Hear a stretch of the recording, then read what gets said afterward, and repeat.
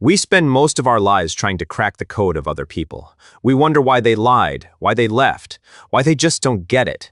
We dissect their words. We analyze their silence. We build entire court cases in our heads against their behavior. But the real question, the one that actually sets you free, isn't why did they do that? It's why am I so bothered by it? Welcome back. You see, we think we are reacting to the world. We think someone presses our button and we feel the anger, the joy, or the frustration.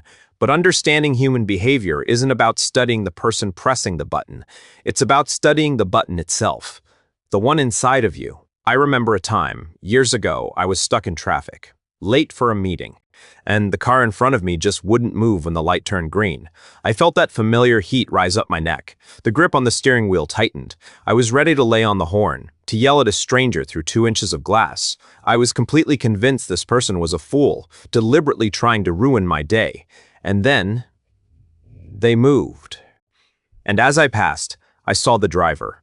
He was an older gentleman, and he wasn't looking at his phone. He was turned slightly, speaking to the passenger seat.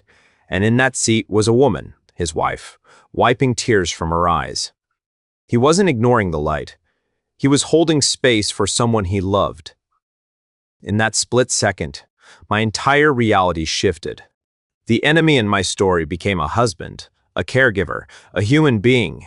My anger didn't vanish because he changed his behavior. It vanished because I changed my interpretation of his behavior. That is the first great lesson in understanding people. We don't see people as they are, we see them as we are. If I am in a hurry, the world is full of obstacles. If I am anxious, a text left on read is a personal attack. If I am insecure, a coworker's success is my failure.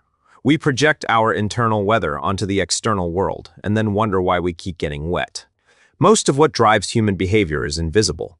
It's the 3-year-old inside the 50-year-old who still feels unheard. It's the teenager who was told they weren't good enough, now chasing a promotion to finally feel worthy. When you meet someone who is arrogant, really look at them. Arrogance isn't an excess of confidence. It's a deficit of it. It's a shield. They are not trying to impress you. They are trying to convince themselves. And here is where the advice turns inward. If you want to master your interactions with the world, stop trying to change the world. Start interrogating your own reactions. When someone cuts you off or dismisses you or lets you down, ask yourself, what is this touching in me? Is it touching a fear of being disrespected?